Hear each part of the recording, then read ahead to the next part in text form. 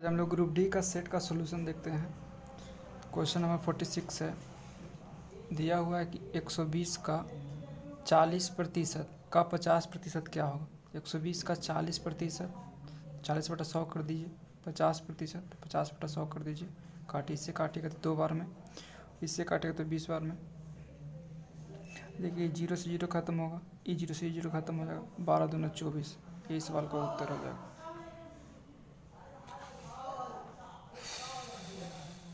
अब question number 49 देखते हैं, सॉरी 46 यानी 47 देखते हैं।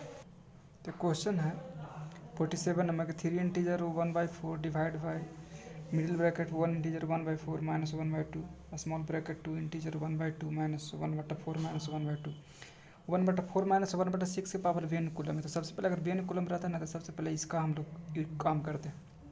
तो इसको सबसे पहले सोल्व करते हैं, ये सब को ऐसे ही रहने देते हैं अभी। तो इसको हम करेंगे तो क्या हो जाएगा, ये 1/4 माइनस 1/6 होगा।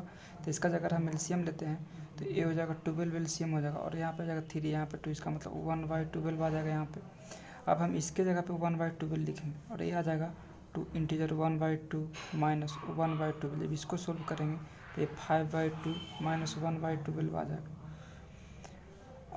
अब यहाँ पे सब जब एलसीएम लेंगे तो यहाँ पे एलसीएम कितना हो जाएगा, तो 12 का एलसीएम हो जाएगा, तो ये हो जाएगा 6, तो ये हो जाएगा 30, 30 माइनस 1 है 29 बाई कितना हो जाएगा, तो 29/12 आ जाएगा। और ये 1/2 के मल्टीप्लाई में है, तो 1/2 इंटू 29/12 करेंगे तो ये हो जाएगा 29/24 हो जाएगा।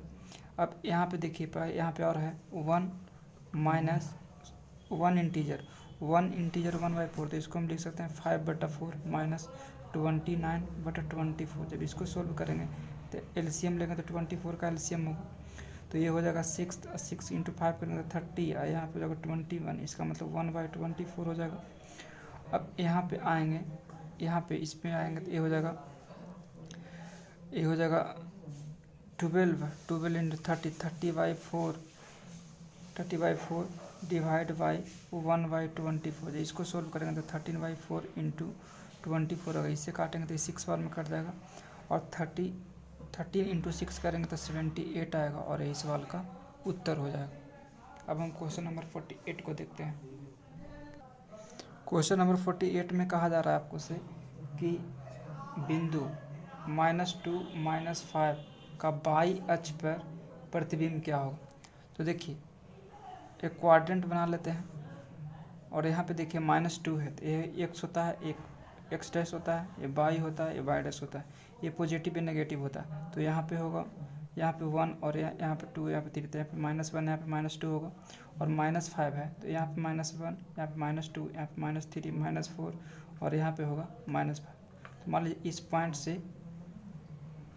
इस पॉइंट पे मान लीजिए बने, यहाँ पे -5 है, तो लाइन जो होगा ये यहाँ पे कटान होगा। और ये बोल रहा था कि बाई एच पे मिरर है, तो यहाँ पे मिरर रहेगा, तो बाई एच का तो प्रतिबिंब नहीं बनेगा, क्योंकि बाई एच पे मिरर है। तो इसका प्रतिबिंब एक्स एच का प्रतिबिंब इस तरफ बनेगा, तो यहाँ 2 पे बनेगा, तो जो इसका प्रतिबिंब हो जाएगा वो हो जाएगा 2 - 5। यही सवाल का उत्तर होगा। अब क्वेश्चन नंबर 49 देखते हैं। क्वेश्चन नंबर 49 में कहा जा रहा है आपसे कि एक विद्यालय में लड़के और लड़कियों का अनुपात दिया, मतलब कि बॉयज और गर्ल का अनुपात दिया गया है कि 7:5। तो और दिया हुआ है कि विद्यालय में विद्यार्थियों की संख्या 360, तो 12 यूनिट का वैल्यू दिया हुआ है कि 360 है, तो 1 यूनिट का वैल्यू कितना होगा, तो 360/12 करेंगे तो इसका मतलब 30 आ जाएगा। और आपसे निकालना क्या है, आपको निकालने के लिए लड़कों की संख्या, तो लड़का की संख्या 7 है, तो 7 गुना 30 कर दीजिए तो 210 होगा, और यही सवाल का उत्तर हो जाएगा। अब क्वेश्चन नंबर 50 देखिए। क्वेश्चन नंबर 50 में कहा जा रहा है कि 5/6, 3/2, 7/4, 9/8 को आरोही क्रम में लिखे। आरोही क्रम मतलब बड़ा से छोटा। तो ऐसा क्वेश्चन को बनाने के लिए क्या करते हैं, जो हर में सब नंबर उसका एलसीएम निकालते हैं। तो 6, 2, 4, 8 का लघुत्तम होगा 24, 24 से गुना कर दिया तो 6 चौके 24, 4 बार में कटेगा, और 4 को इससे गुना कीजिए तो ये 20 आएगा। इसको से काटेगा तो 12 बार में कटेगा, 12 गुना 3 करेंगे तो हो जाएगा 36 हो जाएगा। इसको से काटेगा तो 6 बार में कटेगा, 6 गुना 7 करेंगे तो 42 हो जाएगा। इससे 8 से काटेंगे तो 3 बार में कटेगा, और 3 गुना 9 करेंगे तो 27 होगा। देखिए सबसे बड़ा संख्या कितना होगा 42 हो जाएगा। 42 का वैल्यू कितना होगा 7/4, तो पहले होगा 7/4 हो जाएगा। उसके बाद कितना होगा 36 होगा। 36 का वैल्यू कितना है तो 3/2 है, तो यहाँ पे 3/2 हो जाएगा। उसके बाद देखिए 27 है, 27 का वैल्यू कितना है तो बोलेगा 9/8 है, तो 9/8 हो जाएगा। उसके बाद 20 आएगा, 20 का वैल्यू कितना है तो 5/6 होगा, और यही सवाल का उत्तर हो जाएगा। अब क्वेश्चन नंबर 51 को देखते हैं। क्वेश्चन नंबर 51 में कह रहा है कि P और Q, P प्लस Q किसी काम को 8 दिन में करते हैं, और आपसे बोला जा रहा है कि Q और R जो है उस काम को 12 दिन में पूरा करते हैं।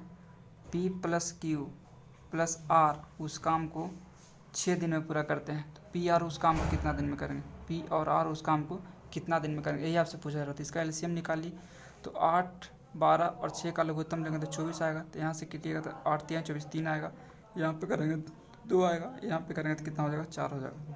P प्लस Q करता है 8 दिन में, और ये Q प्लस R जो है कितना 12 दिन में करता है। अब देखिए क्या करते हैं, यहाँ पे आपको पता है कि Q प्लस R का वैल्यू 2 है, तो यहाँ पे अगर हम Q प्लस R का वैल्यू हम यहाँ पे 2 रख दें, और P plus Q plus R का वैल्यू 4 है, तो इसका मतलब P का वैल्यू 2 हो जाएगा। अगर P का वैल्यू यहाँ पे 2 है तो यहाँ पे भी P का वैल्यू 2 होगा, तो P प्लस Q का वैल्यू 3 है, तो Q का मान यहाँ पे 1 होगा। अब देखिए अगर यहाँ पे Q का वैल्यू 1 है तो यहाँ पे भी Q का वैल्यू 1 होगा, और Q प्लस R का वैल्यू 2 है तो R का भी वैल्यू कितना होगा 1 होगा। आज आपसे पूछा जा रहा था कि P R किस काम को कितना दिन में करेगा, तो देखिए P का वैल्यू कितना निकला है तो 2 है, R का वैल्यू कितना निकला तो 1 है, तो ये हो जाएगा 3। इसका मतलब P प्लस R का इफिशियंसी जो है 3 यूनिट है। इसको से काम करवाना कितना है 24, तो P प्लस R को कितना समय लगेगा तो 24/3 करेंगे, इसका मतलब 8 दिन का समय लगेगा, और यही सवाल का उत्तर हो जाएगा। अब क्वेश्चन नंबर 52 को देखते हैं। 52 नंबर क्वेश्चन कहा जा रहा था कि एक व्यक्ति एक मोबाइल को 8% लाभ पर बेचता है। यदि वो उसे 20% कम पे खरीदता और 640 रुपया अधिक पर बेचता तो उसे 40% का लाभ होता, तो मोबाइल का आरंभिक विक्रय मूल्य क्या होगा, यही निकालना है आपको। देखिए तो हम मान लेते हैं वस्तु का CP 100%, अगर 8% लाभ पर बेचता तो वस्तु को 108% में बेचता। फिर आपसे क्वेश्चन में कहा जा रहा है कि अगर 20% कम मूल्य पर खरीदता तो 20% कम में खरीदता, इसका मतलब 80% में खरीदता। और फिर आपसे बोला जा रहा था कि 640 रुपये में अधिक में बेचा, तो पहले बेच रहा था 108% पर, अब 640 रुपये अधिक में मिलेगा, तो इसमें 640 रुपये जोड़ देंगे इतना अधिक में बेचेगा। तब बोल रहा है कि 40% का लाभ होता है, तो लाभ हानि की गणना वस्तु के क्रय मूल्य पे करते हैं। क्रय मूल्य कितना 80, 80 का 40% कितना होगा 32, यानी कि इससे 32 रुपया ज़्यादा था। 80 में 32 जोड़ेंगे तो कितना हो जाएगा तो 112 हो जाएगा। अब बेचेगा सामान को 112% में, ये भी बेच ही रहा और ये भी बेच ही रहा है, दोनों आपस में बराबर हो जाएगा, तो 112% बराबर कर देंगे 108% प्लस 640, तो देखिए परसेंट का डिफरेंस कितना का होगा तो 4% का होगा, और 4% का वैल्यू 640 है, तो 1% का वैल्यू क्या होगा तो हम बोलेंगे 640/4। CP पूछा जा रहा है, CP कितना 100 से गुना कर देते हैं, इससे काटेंगे तो 16 चौका 64, 1 जीरो बैठा देंगे, 160 बार में कटेगा, 160 को 100 से गुना करेंगे तो 16,000 आएगा, और यही सवाल का उत्तर हो जाएगा। अब क्वेश्चन नंबर 53 को देखते हैं। क्वेश्चन नंबर 53 कह रहा है कि 16 भुजाओं वाले एक बहुभुज में विकर्णों की संख्या क्या होगा, तो विकर्ण का फॉर्मूला होता है n × n-3/2। कितना भुजा है तो 16, तो लिख दीजिए 16 में से 3 जाएगा तो 13, 13/2, ये कटेगा किससे 8 से, 13 गुना 8 करेंगे, 13 8 चलो 140 होगा, सॉरी 104 होगा, और यही सवाल का उत्तर हो जाएगा। क्वेश्चन नंबर 54 देख। क्वेश्चन नंबर 54 में कह रहा है कि एक नाव 3 घंटा में धारा के अनुकूल 8 किलोमीटर और प्रतिकूल में 12 किलोमीटर की दूरी तय करता है, जबकि यही नाव 32 किलोमीटर अनुकूल तथा 18 किलोमीटर प्रतिकूल प्रवाह तय करने में 7 घंटा का समय लगता है, तो धारा की चाल क्या होगा। तो प्रतिकूल का मतलब होता है धारा के साथ, तो मान लीजिए कि नाव की चाल x है, नाव की चाल मान लेते हैं x किलोमीटर प्रति घंटा, और धारा की चाल मान लेते हैं, धारा की चाल हो जाएगा 22 किलोमीटर पर। नाव के दिशा में, धारा की दिशा में नाव की चाल हो जाएगा x + y, धारा के विपरीत दिशा में नाव की चाल हो जाएगा x - y। तो बोला धारा के प्रतिकूल में, तो धारा के प्रतिकूल मतलब धारा के विपरीत, धारा के अनुकूल मतलब होगा धारा के साथ में। तो ये बोल रहा है कि धारा के अनुकूल में 8 किलोमीटर की दूरी जाता है, मतलब x + y की रफ्तार से जाता है, और धारा के प्रतिकूल में 12 किलोमीटर की दूरी जाता है x - y की रफ्तार से। कितना घंटा में तो 3 घंटा में जाता है। एक क्वेश्चन 1 बनेगा।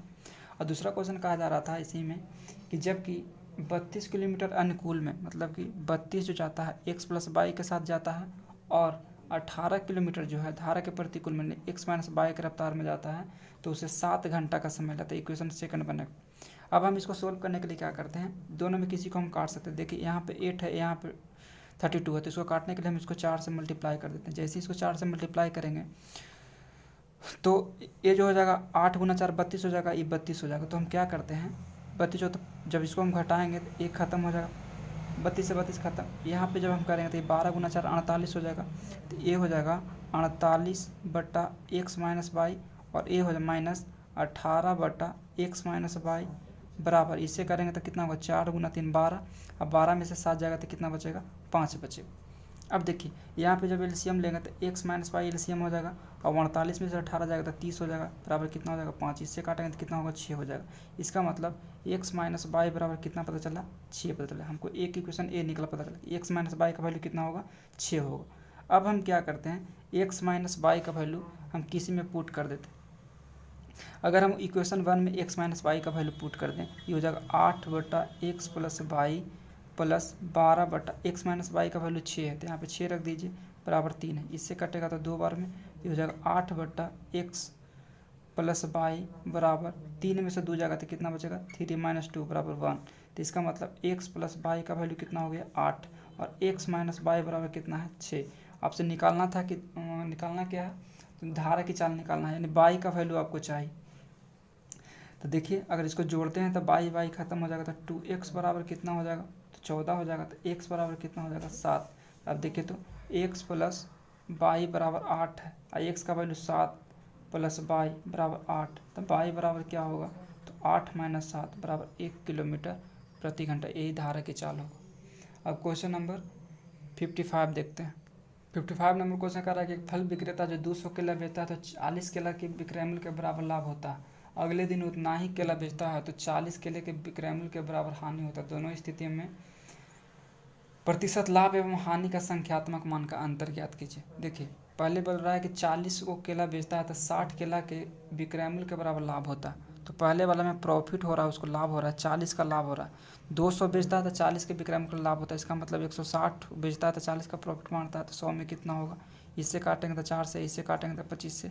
इसका मतलब शुरू में 25% का लाभ हुआ।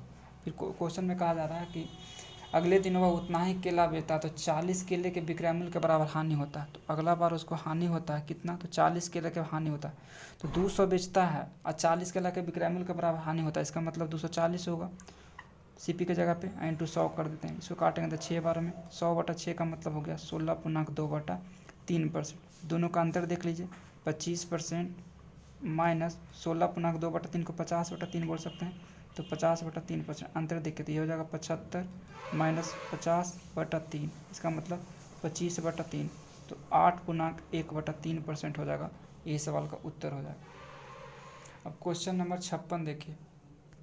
क्वेश्चन नंबर 56 कह रहा है कि लंब पिरामिड का आधार वर्गाकार है जिसका क्षेत्रफल 256 वर्ग सेंटीमीटर है। पिरामिड का आयतन 1280 घन सेंटीमीटर है, तो तिर्यक पृष्ठ का क्षेत्रफल क्या होगा। देखिए एक वर्गाकार है, पिरामिड बनाया गया है, तो मान लीजिए ऐसे पिरामिड बना, और आपको से जो है दिया हुआ था कि पिरामिड का आयतन दिया हुआ था। पिरामिड का जो आयतन होता है वो पिरामिड का आयतन होता है वॉल्यूम, वो 1/3 आधार का क्षेत्रफल, आधार का क्षेत्रफल गुना ऊंचाई होता है। तो आयतन दिया हुआ था 1280, तो 1280 बराबर 1/3 आधार का क्षेत्रफल दिया हुआ है 256 इंटू हाइट नहीं पता, तो इससे काटेंगे तो ये 5 बार में कट जाएगा। एच का वैल्यू कितना हो जाएगा 5 गुना 3 15 हो गया। तो देखिए हाइट हमको पता चलेगा, यहाँ से यहाँ जो वैल्यू है हमको पता चला कि हाइट 15 है, और ये बेस का काम करेगा। और टोटल अगर 16 सेंटीमीटर भुजा वाला है, तो अगर यहाँ से लेके यहाँ तक 16 होगा तो यहाँ से लेकर तक 8 होगा। तो देखिए हाइट हमको पता चला कि ये 15 है, और बेस पता चला कि 8 है।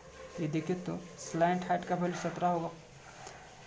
तो एल बराबर क्या हो जाएगा, तो √h² प्लस r² से, तो हो जाएगा 15 का स्क्वायर प्लस 8 का स्क्वायर, तो हो जाएगा 225 प्लस 64।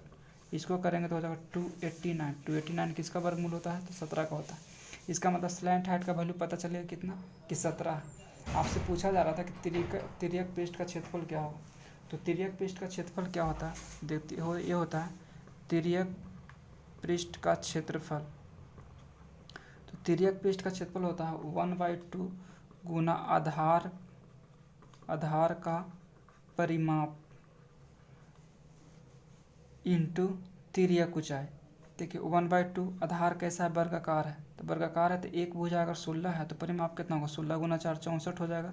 और स्लैंट हाइट का वैल्यू दिया पता चला कि 17 है, इससे काटेगा तो 32 में, और 17 गुना 32 कीजिएगा तो ये हो जाएगा 7 दूनी 14 4 5 यानी कि 544 मीटर स्क्वायर, वर्ग मीटर स्क्वायर इस सवाल का उत्तर हो जाएगा। अब क्वेश्चन नंबर हम लोग देखते हैं 57 नंबर का क्वेश्चन का है कि 50 छात्रों की कक्षा में सभी छात्रों का औसत 45 kg है। 2 छात्र के चले जाने पर औसत में 150 ग्राम कम हो जाता है, तो कक्षा छोड़कर जाने वाले छात्रों के औसत भार ज्ञात कीजिए।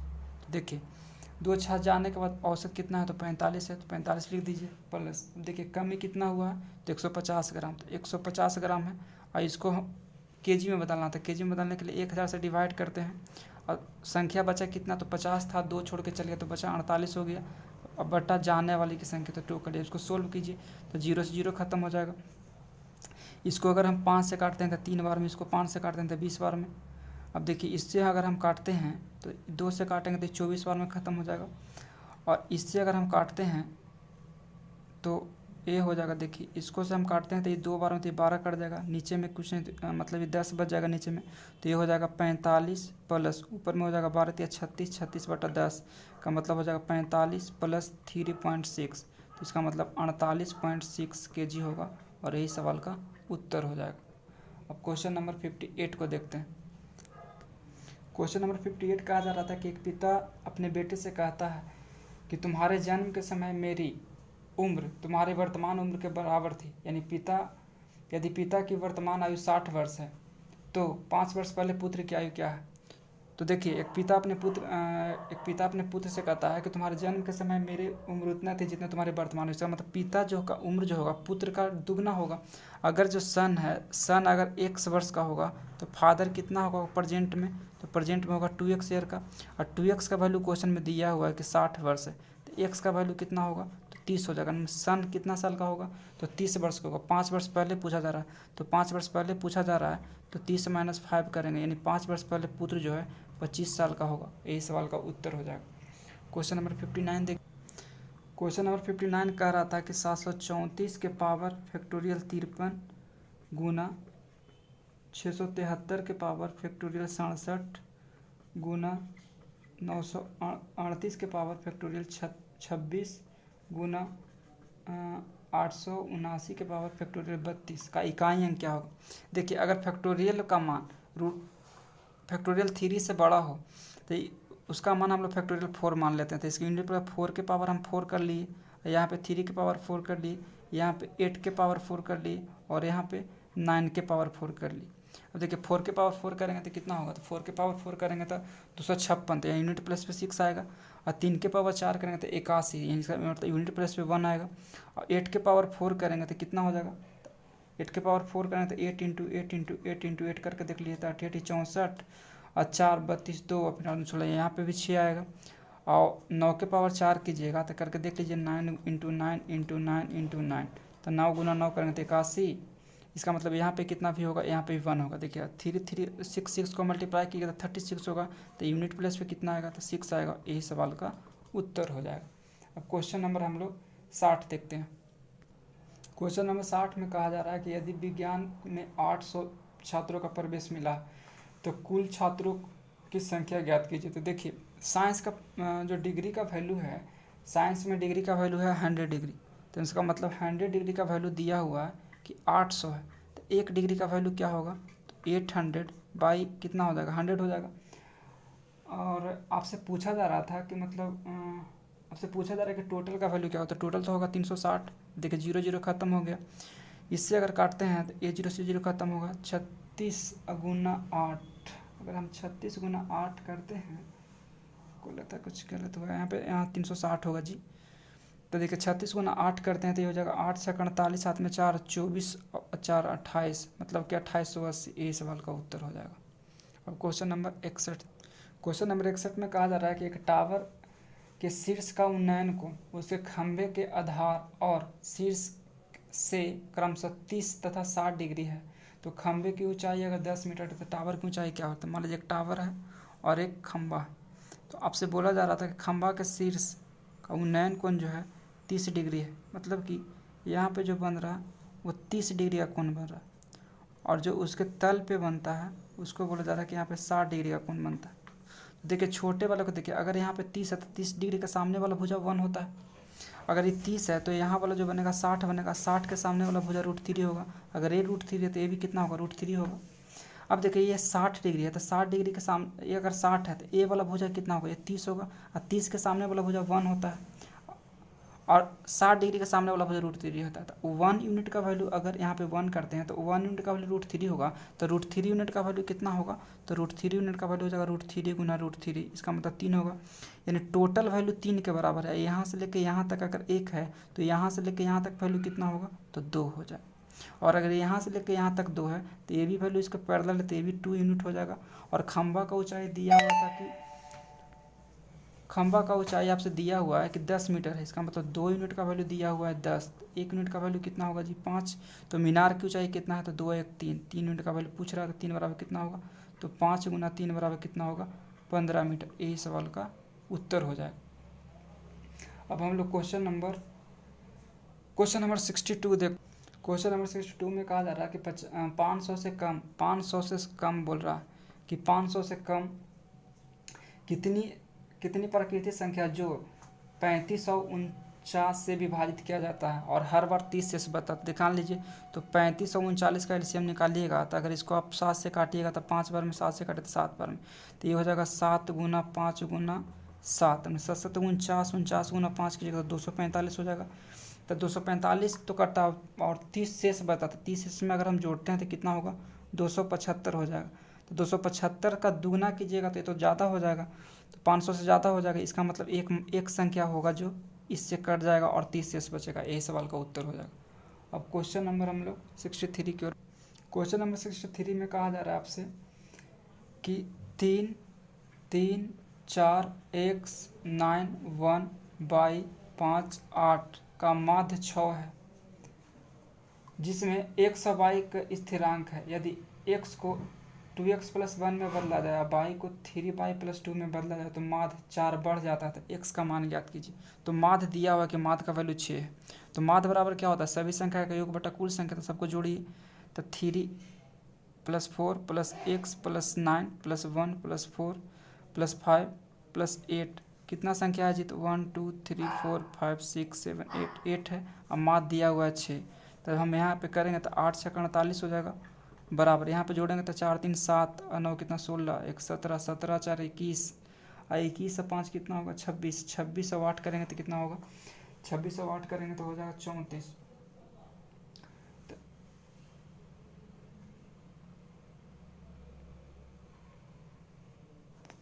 30 4 3 7 9 16 1 17 17 4 21। देखिए ये 4 नहीं है, ये y है, तो सबको जोड़िएगा तो ये हो जाएगा 30 प्लस, सबको जोड़ने पे 30 आएगा, प्लस x + y हो जाएगा। तो x + y बराबर क्या हो जाएगा? 30 को उधर लेकर चल जाते कितना होगा? 18। इक्वेशन नंबर 1 है 1। फिर आपको क्वेश्चन में कहा जा रहा था कि x को बदलना, x को बदला जाता है आपको क्वेश्चन के हिसाब से 2x + 1 में, अब y को बदला जाता है 3y + 2 में। तो देखिए ऐसा करेंगे तो ये जो होगा 3 + 4 + 2x + 1 हो जाएगा x की जगह पे, फिर 9 हो जाएगा +1, y की जगह पे कितना हो जाएगा? तो y की जगह पे होगा 3y + 2 + 5 + 8, टोटल संख्या कितना होगा? 8। और माध्य में कहा जाता है कि 4 बढ़ जाता है, तो माध्य हो जाता है कितना? तो पहले 6 था, 4 बढ़ेगा तो कितना होगा? 10। और जब हम सबको जोड़ेंगे तो 4 3 7 1 8 17 1 18, और 18 2 20 5 25, 25 और 8 कितना होगा जी? तो 25 8 33 हो जाएगा।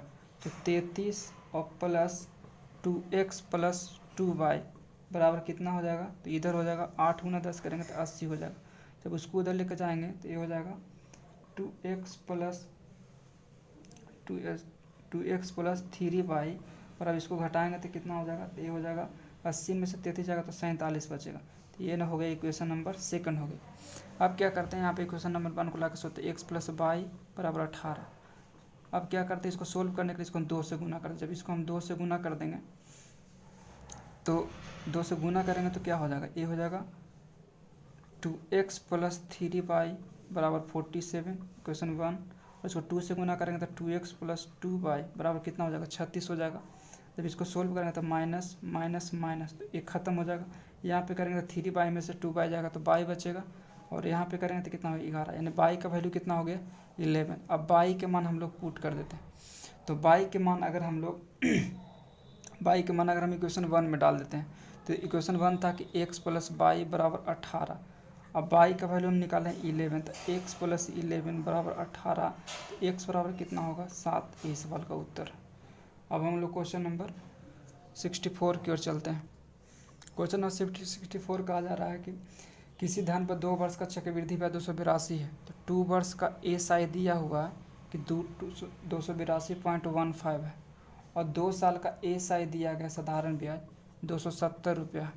देखिए साधारण ब्याज हर एक साल इक्वल मिलता है। अगर पहला साल फर्स्ट ईयर की बात करें तो फर्स्ट ईयर अगर 135 रुपया मिला होगा तो सेकेंड ईयर भी आपको 135 रुपया मिला होगा, तभी तो 2 साल में 135 270 हो गया होगा।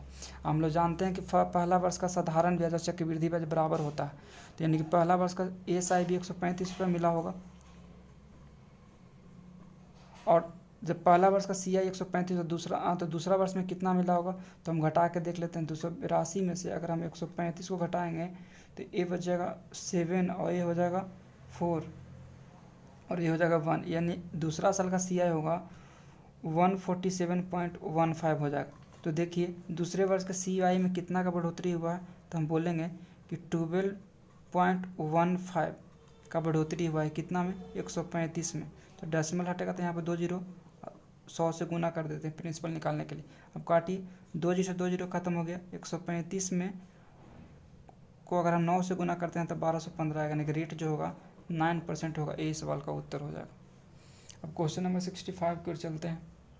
क्वेश्चन नंबर 65 में कहा जा रहा था कि 45 किलोमीटर प्रति घंटा से चाल से जा रही 170 मीटर लंबी रेलगाड़ी अपने से विपरीत दिशा में 6 किलोमीटर प्रति घंटा की चाल से भागे जा रहे एक व्यक्ति को कितने देर में पार करेगा। तो ट्रेन की लंबाई दिया है 170 मीटर, और जब ट्रेन इधर से जा रहा है, ट्रेन जा रहा था 45 किलोमीटर प्रति घंटा की रफ्तार से, और उधर से व्यक्ति जो आ रहा है 6 किलोमीटर प्रति घंटा में। अगर विपरीत डायरेक्शन में चलता था रिलेटिव स्पीड जुटता है, तो रिलेटिव स्पीड हो जाएगा 51 किलोमीटर प्रति घंटा। इसको मीटर प्रति सेकंड में चेंज करने के लिए 5/18 से गुना करते हैं, तो हो जाएगा 170/51 गुना 5, तीसरा बट्टा ऊपर 18 ऊपर चल जाएगा। तो काट के देख लीजिए, अगर इसको काटेंगे 3 से काटेंगे तो 6 बार में, 3 से काटेंगे तो 17 बार में, इससे काटेंगे तो ये 10 बार में, 5 दूना 10 हो जाएगा, 6 दूना कितना हो जाएगा, 12 सेकंड में पार कर जाएगा। यही सवाल का उत्तर हो जाएगा। अब हम लोग क्वेश्चन नंबर 66 की ओर चलते हैं। 66 नंबर क्वेश्चन कहा जा रहा था कि x बट्टा x² - 2x + 1 बराबर 1/3 क्रॉस मल्टीप्लाई करेंगे तो कितना होगा, 3x बराबर x² - 2x + 1।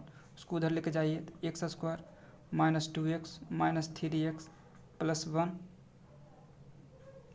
अब इसको जब हम सोल्व करेंगे तो हो जाएगा x² - 5x + 1, ये हो जाएगा। अब हम क्या करते हैं कि अब हमको जो है इसको हमको लाना है x + 1/x के फॉर्म में लाना है। तो क्या करते हैं, 5 को हम बराबर को उस तरफ भेज देते हैं, तो ये हो जाएगा x² + 1 बराबर 5x हो जाएगा। तो x + 1/x के फॉर्म में लाने के लिए क्या करते हैं, इसको x से डिवाइड करते हैं। तो x से दोनों तरफ भाग देने पर, जब दोनों तरफ भाग देंगे तो ये हो जाएगा x + 1/x, ये हो जाएगा 5। हमको निकालना क्या है, x³ + 1/x³। अगर हमको एक पावर से 3 पावर में जाना रहता है तो क्या करते हैं, जो पावर दिया रहता है उसको क्यू करते हैं, तब 5 का क्यू कीजिए, और इसके 3 गुना करके घटाते हैं, तब 5 गुना 3, तो 5 का क्यू करेंगे तो 125, और -5 गुना 3 करेंगे तो 15। 125 में से 15 जाएगा तो 110 आएगा, और यही सवाल का उत्तर हो जाएगा। क्वेश्चन नंबर, अब हम लोग 67 की ओर चलते हैं। क्वेश्चन नंबर 67 में आपसे कहा जा रहा है कि sin θ + cosec θ बराबर 2 हो, तो sin के पावर 15 θ + कॉसेक के पावर 15 थीटा का मान क्या था। देखिए याद रखिए इसको, अगर दो साइन का अपोजिट होता है कॉसेक, अगर दो अपोजिट कोणमितीय निष्पत्तियाँ का योग अगर 2 है तो उसके पावर में कुछ भी रहने पे उसका मान नहीं बदलता। तो देखिए अगर इसका वैल्यू अगर 2 है, इसके पावर में 15 कर दीजिएगा तब भी इसका वैल्यू क्या होगा, तो 2 ही आएगा और यही सवाल का उत्तर हो जाएगा। अब क्वेश्चन नंबर 68 की ओर चलते हैं। क्वेश्चन नंबर 68 में कहा जा रहा है कि दो मिश्र धातु जिसमें टीन और लोहा है 1:2 और 2:3 के अनुपात में है। दोनों मिश्र धातु को क्रमशः 3:5 के अनुपात में मिश्रित किया जाए तो नई बनी मिश्र धातु में टीन तथा लोहे का अनुपात क्या हो। देखिए क्या करते हैं, एक में दिया हुआ था कि टीन है और एक में क्या दिया हुआ था कि एक में टीन है और एक में लोहा दिया हुआ था, मतलब टीन एसएन और मतलब लोहा का जो है दिया हुआ है आपको टीन है और लोहा। देखिए रेशियो कैसे कैसे है, तो ये 1:2 है और यह 2:3 है। इसको सम करेंगे तो 3 होगा, इसको सम करेंगे तो कितना होगा 5 होगा। अब दोनों को बराबर करने के लिए इसको 5 से मल्टीप्लाई करते, इसको 3 से मल्टीप्लाई करते। इसको जब 5 से मल्टीप्लाई करेंगे तो 5, इसको इस मल्टीप्लाई करेंगे तो हो जाएगा 10 हो जाएगा, और इसको 3 से मल्टीप्लाई करेंगे तो 6 हो जाएगा, इसको इससे मल्टीप्लाई करेंगे कितना हो जाएगा 9 हो जाएगा। तो लेकिन आप सबको कहा जाता है कि मिश्र धातु को 3:4 में के अनुपात में करना था, तो फिर इसको 3 से मल्टीप्लाई कर दीजिए और इसको 4 से मल्टीप्लाई कर दीजिए। तो इसको करेंगे तो कितना होगा, 5 × 3 करेंगे तो 15, 10 × 3 करेंगे तो 30 हो जाएगा। इसको करेंगे तो कितना हो जाएगा, 6 × 3 करेंगे तो 18 और 9 × 4 करेंगे तो कितना हो जाएगा 36 होगा। सबको जोड़िएगा तो ये हो जाएगा 3 और ये हो जाएगा 3, 33। इसको जोड़िएगा तो कितना हो जाएगा, तो 15 सॉरी यहाँ पे 6 × 4 कीजिए तो 24 आएगा। यहाँ पे 24 से जोड़िएगा तो कितना होगा 39 आएगा और यहाँ हो जाएगा 60। जब काटिएगा तो ये हो जाएगा 3 से काटिएगा तो 13 बार में, 3 से काटिएगा तो 22 बार में, यानी 13:22 यही सवाल का उत्तर हो जाएगा। अब क्वेश्चन नंबर 69 देखिए। क्वेश्चन नंबर 69 में कहा जा रहा था कि त्रिभुज ABC में त्रिभुज ABC का अंतःकोण O है, अंतःकोण O दिया हुआ।